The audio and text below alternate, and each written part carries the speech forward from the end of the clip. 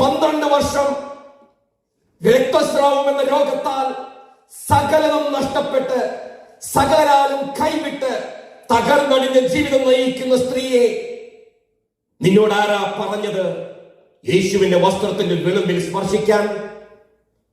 എന്ത് വിശ്വാസത്തിന്റെ അടിസ്ഥാനത്തിൽ ആ സ്ത്രീയെ നീ യേശുവിന്റെ വസ്ത്രത്തിൽ സ്പർശിച്ചത്?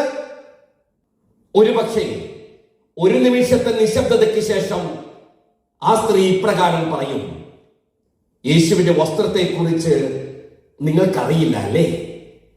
യേശുവിന്റെ വസ്ത്രത്തിന്റെ വിളുമ്പിന്റെ പ്രത്യേകതയെ കുറിച്ച് നിങ്ങൾക്കറിയില്ല അല്ലേ?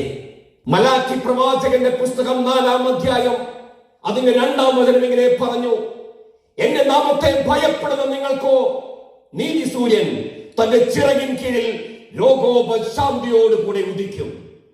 ദൈവത്തെ ഭയപ്പെടുന്നവന്, ദൈവത്തിന്റെ പ്രവൃത്തിക്ക് വേണ്ടി കാത്തിരിക്കുന്നവന്, ആ രക്ഷകന് വേണ്ടി നോക്കിയിരിക്കുന്നവന് വചനം പറഞ്ഞിരിക്കുക, ഒരു നീതി സൂര്യൻ ഉദിച്ചിരിക്കും. ആ നീതി സൂര്യന്റെ ചിറകിൽ there is a healing in his wings. ചുറ്റും നിന്ന് ജനമാരെന്ന് അവൾ നോക്കിയില്ല, ചുറ്റും നിന്ന് ജനം എന്ത് പറയുമെന്ന് അവൾ ചിന്തിച്ചില്ല, ആ ജനത്തിന്റെ അനുവാദം അവൾ ചോദിച്ചില്ല.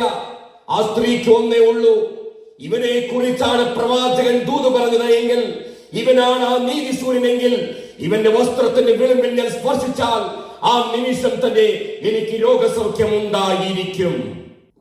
യേശുവിന്റെ വസ്ത്രത്തിന്റെ വിളുമ്പിൽ സ്പർശിച്ച ആ നിമിഷം തന്നെ ആ സ്ത്രീയുടെ രോഗം സൗഖ്യമായി എന്ന് വചനം നമ്മോട് സംസാരിക്കുമ്പോൾ, പരിശുദ്ധാത്മാവിന്റെ നിറവിൽ വചനത്തിന്റെ വെളിപാടിനാൽ ഒരു വിശ്വാസത്തിന്റെ പ്രവൃത്തികൾ ചെയ്താട്ടെ, അതിന്റെ മേൽ ദൈവമഹത്വം ഉണ്ടായിരിക്കും.